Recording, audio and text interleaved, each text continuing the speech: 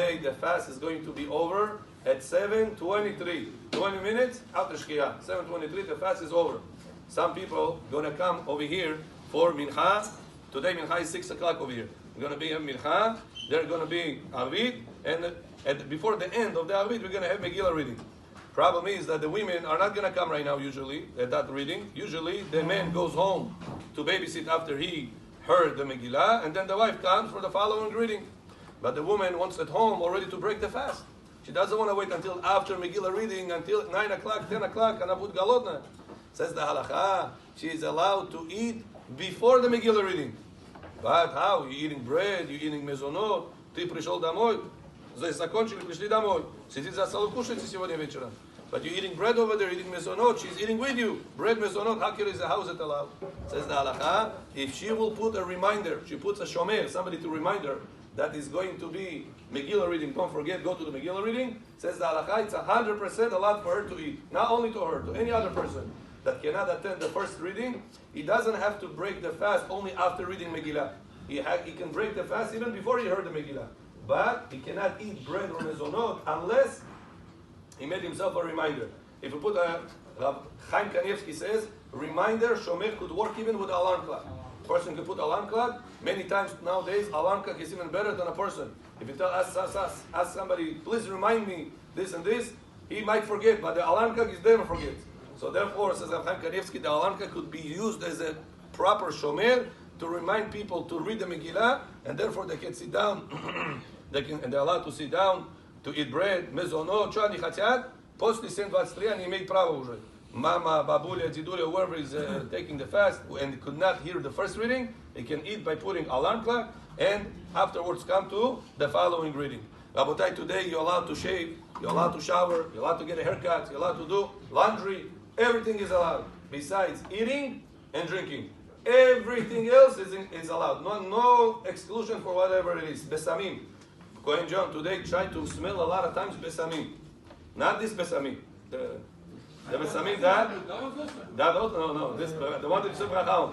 The one you say bracha, you can say this brachot besamim and get 100 blessings because we're missing today 100 blessings. We don't eat and drink, don't go to the restroom so many times. So we're missing on 100 blessings.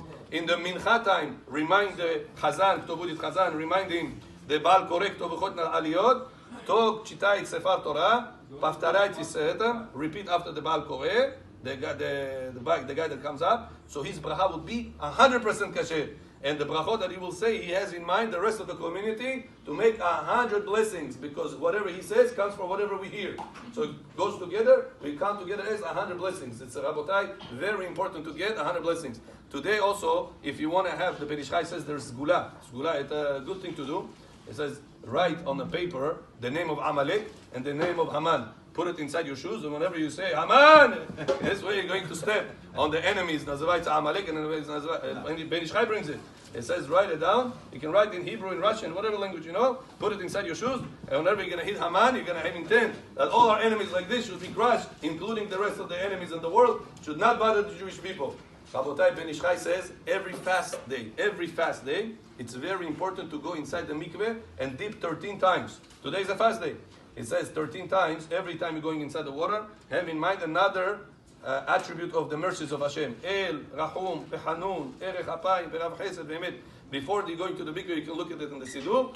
Every time you go inside the water, you have in mind El, and then Rahum, then Hanun. Like this 13 times it says, it's aroused as Rahamim of HaKadosh Baruch Hu. Today, Rabotai, don't forget to give Zecher Lemachatzit HaShekel. The amount of Israeli published is $9. Zecher Lemachatzit HaShekel, $9 per person. $9 including every person in the house. Mama, Papa, Babulia, Zidulia, even fetus. If a woman is pregnant, if she has twins, she gives 3 times. If she has only one child, she gives one for her, one for the child. So there, make sure it says Kol HaOver Al HaPekudim. Don't read Kol HaOver, read Kol HaUbar. Ubar is the fetus.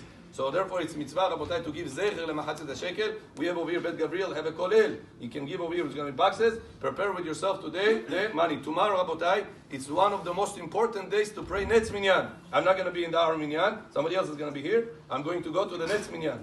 So Netz Minyan, Rabotai, tomorrow, it's very important. Arizal says one of the 5 days of the year you're supposed to pray Netz is tomorrow.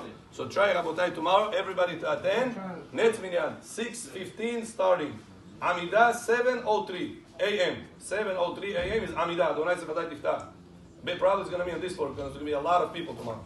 And tomorrow Netz Minah is going to have Palo.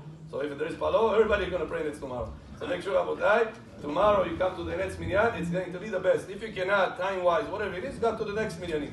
But Purim, Rabotai, it's a very holy day. Arizal says one of the important days, 5 days of the year, you're supposed to pray Netz. One of them is the Purim.